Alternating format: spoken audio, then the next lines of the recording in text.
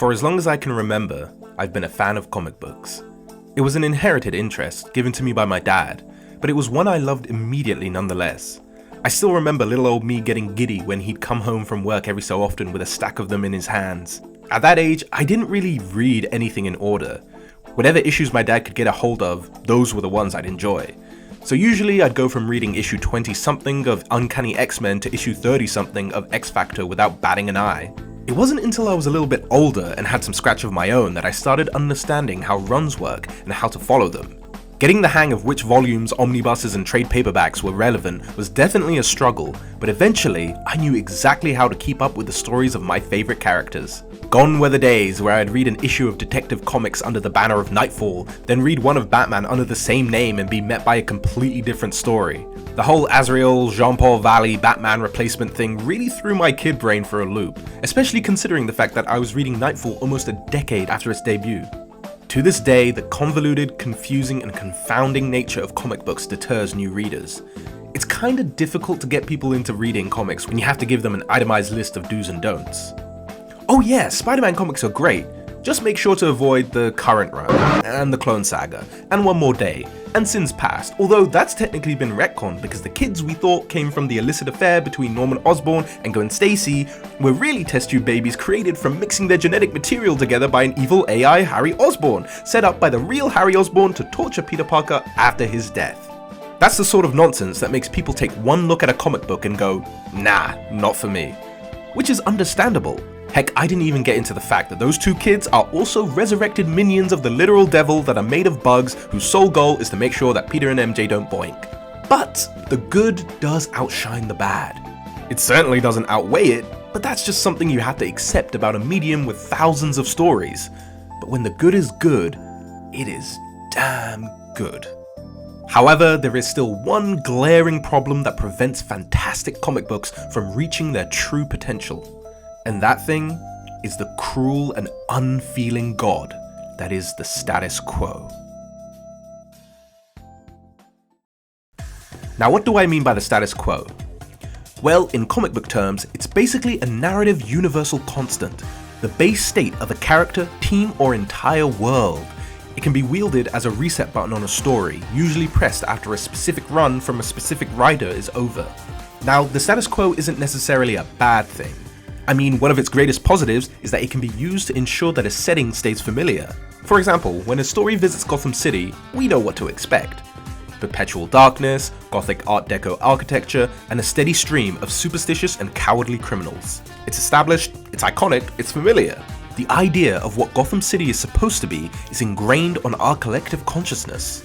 But the status quo also isn't necessarily a good thing. Because guess what? That's the way Gotham City has to stay.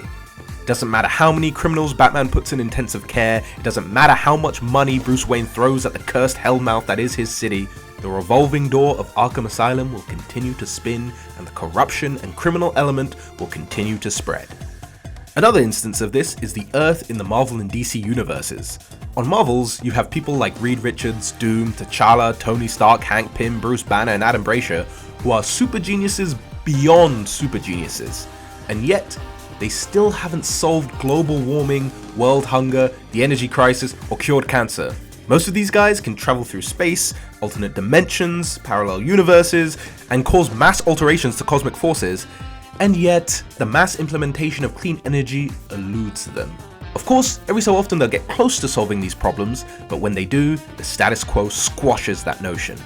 On the DC side of things, you've got Lex Luthor, Ray Palmer, Michael Holt, Bruce Wayne, Cyborg, Will Magnus, and Ted Kord, and they all suffer from the same problem too. All that genius, all that intelligence, and their world still looks the same as ours. Now, there are two reasons for this. The first is conflict. Nobody really wants to read a superhero comic set in a utopia where there's no struggles, stakes, or challenges. In order for these things to exist, the problems of our world need to exist too, and they won't if these eggheads do away with them. The second reason is relatability. Ultimately, these stories are supposed to be about fantastical and phenomenal individuals and events occurring in a reflection of our relatively mundane world. That's why the sliding timescale exists. What's that, you ask? Well, it's basically why comics written in the 80s are set in the 80s and ones written in the 2000s are set in the 2000s, despite the fact that only a year or maybe less has passed in-universe.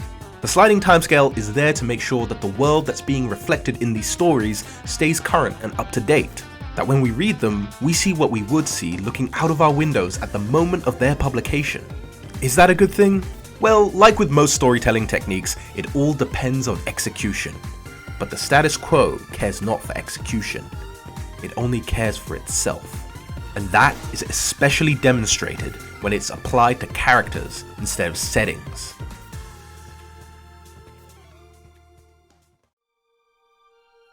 Pretty much every character in the kind of fiction comics belongs to has a character arc. A journey that allows them to change and develop. It can be in a positive direction, a negative direction, or no real direction at all, but no matter what, that character is eventually going to go in one. Brooding loners weighed down by their past traumas can become symbols of justice whose kindness and compassion is felt by their found family. Immature and inexperienced youths with no sense of responsibility can become the greatest of heroes and a gold standard for morals and values. Propaganda puppets become timeless icons, merchants of war become protectors of peace, gods are humbled, kings are made, and aliens and outcasts become the greatest examples of humanity. This is the power of fiction, the power of comics, ideas inked into existence through print and picture. Fundamentally, that's why I love superhero comics and why so many others do too.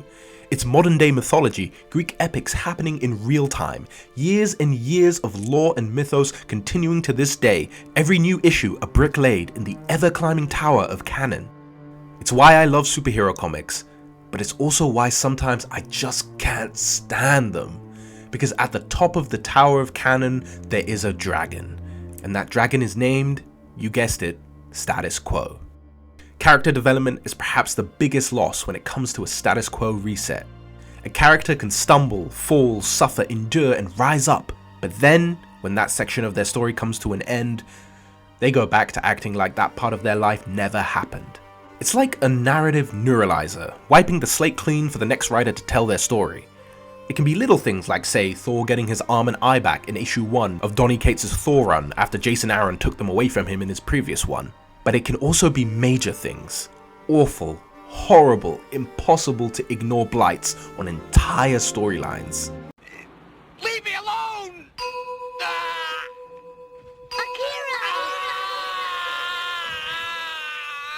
But it's not just the start of runs that suffer from status quo resets. Sometimes there is a mandate, a rule that is in place on a character's entire existence. Things like Peter Parker can't grow up, and Bruce Wayne isn't allowed to be happy. We see it all the time. Peter and MJ's on-again, off-again relationship, Peter losing every adult job he's ever had, Spider-Man being treated like a joke when he's a veteran superhero. And just to clarify the latter, I don't mean other characters thinking he's annoying, because yes, Spidey can be astonishingly annoying.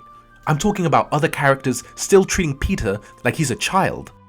As for Batman, his marriage to Catwoman was built up over countless issues, only for it to end before it even began, because guess what? Batman can't be happy. Every time Bruce is in a good place with his kids or his significant other, suddenly he's treating them like dirt. Because guess what? Batman can't be happy. How many times has Iron Man gone back to basics? How many times has the Flash screwed over the timeline? Over and over, these characters are caught in a lesson-learning limbo where they have to overcome the same obstacles again and again and again. Perhaps the worst part about the status quo is the looming threat of it.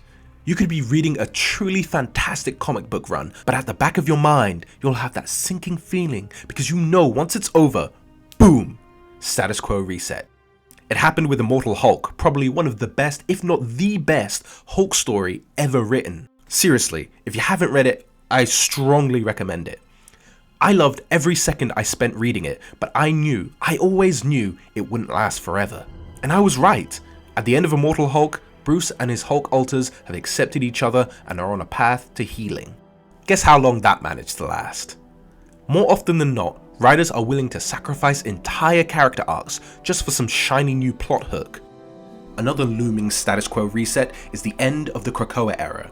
In case you don't know what that is, one of my favorite comic book writers of all time, Jonathan Hickman, took the reins of the X-Men a couple of years ago and introduced a brand new status quo for them. The mutants of the world, whether they were hero, villain, or civilian, banded together to move to an island nation of solidarity, creating their own culture, their own language, and practices. Now this island, which was seemingly a beacon but had a sinister undertone, wink wink, became a beautiful blossoming garden of stories. Now, like most gardens, some of those flowers didn't bloom quite well, but the majority of them did, and Krakoa became a roaring fire of ideas.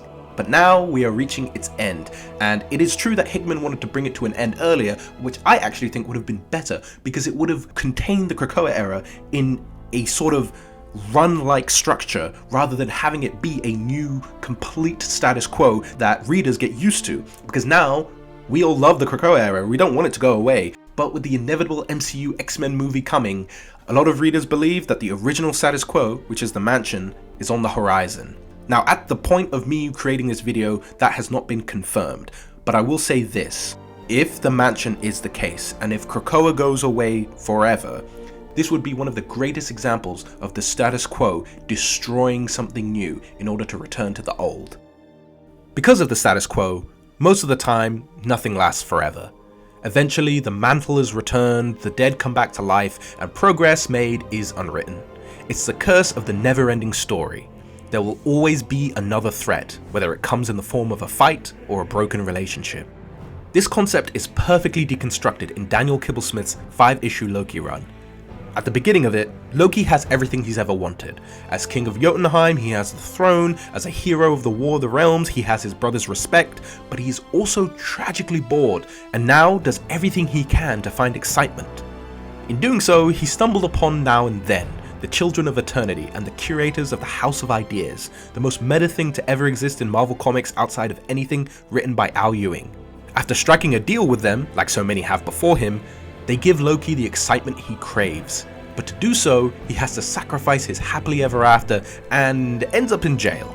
Of course, that leads to a jailbreak, which leads to more adventures, because guess what? In order for Loki to keep on having them, in the context of the Marvel Universe, he needs to get into trouble, because that's Loki's status quo. So the question remains, how do you fix the status quo? Well, when it comes to the ever-expanding universes of Marvel and DC, you can't. Like I said before, they're modern day mythology, and just like mythology, everyone has their own interpretation. Every new writer that grabs the reins of a character or a team or a world is adding their own unique flavor. It's their vision, and as creatives, it's their prerogative to take the story in the direction they want. But the best way to do that isn't to erase what came before, but build on it. Respect the journey, extend it, elevate it, but never turn it back to its first step. In my opinion, that's how comics should move forward. Of course, there's always the folks in editorial wielding the status quo like a hammer in a game of whack-a-mole, but that's a whole other problem, one that only ever really gets fixed by one thing: stacks on stacks on stacks on stacks. As far as beyond the big two is concerned, there are plenty of fantastic superhero stories set in sprawling worlds with multiple characters that don't feel the wrath of the status quo. One great example is Invincible, a coming-of-age story where a character actually comes of age and then some, set in a universe of heroes, villains, and shifting allegiances. It's a truly epic tale with a beginning, middle, and end, every part of which is satisfying. Another is the IDW Teenage Mutant Ninja Turtles comics. It takes every piece, and I mean every piece, of the TMNT mythos from the original 1984 comics to the TV shows of the 21st century and does them all justice. It explores the Turtles in a new and nuanced way while building a grand overarching narrative populated by some of the best versions of your favorite characters. Even in the confines of the big two, you can find some great instances of characters flying under the radar of the status quo and managing to develop unimpeded. Luke Cage, the Power Man himself, for example, has gone from a jive-talking blaxploitation pastiche to a rough-and-tumble womanizing freelance superhero to a loving husband, father, and not one, not two, but 3-time leader of the Avengers. Oh, and did I mention that he's currently mayor of New York? Luke experienced so much, all without suffering from the reverting wrath of the status quo. And yes, part of that may be because he was one of Brian Michael Bendis' favorite characters, but Bendis only provided the first few crucial steps. It took other writers to ensure that Luke Cage maintained his continuous progression. On the DC side of things, it's a little harder to find a character that's progressed that consistently thanks to their time-honored tradition of rebooting their universe every few years. But before he fell down the spiral staircase of sorrow that DC pushed him down, Wally West was the poster boy for progress. From sidekick to Titan, from Titan to Flash, from Flash to husband and father. More than most characters, Wally West grew up, and not only started a family, but surpassed his mentor. And while, yes, for a hot minute being a Wally West fan was suffering, things seem to be back on track. Please God, do not let this statement age like milk. At the end of the day, the status quo can't be bested. It is inevitable. An omniversal meta-constant that will always attach itself to the sprawling world of mainstream superheroes. But have no fear, it's not the end of the world. There are ways to navigate its labyrinthian embrace. The solution is simple. Read the best, leave the rest. You might recall I said that dealing with a list of do's and don'ts is frustrating, and it is, but it's a hell of a lot better than reading one run of a character only to be met by 3 mediocre ones that follow it. Like I said before, the good outweighs the bad. Of that, I have no doubt. So don't worry about continuity, don't worry about the overarching narrative. You don't need to read 51 years of Thor comics to enjoy God Butcher, or 73 years of Batman comics to enjoy the Court of Owls. And you certainly don't need to read any other comics to enjoy the countless Elseworlds and what-ifs that DC and Marvel have to offer, most of which reach the pinnacle of the genre. The status quo will always be a problem for comic book readers, but it's a small price to pay for the truly spectacular stories that are told. I love comics, I always have and I always will, no matter how convoluted, chaotic, and downright crazy they get.